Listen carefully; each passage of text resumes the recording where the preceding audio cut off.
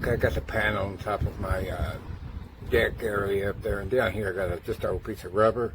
to keep an eye on the back of the house, and I put a drip loop, as you can see there, and I've got the camera away from the wood a little bit just so it won't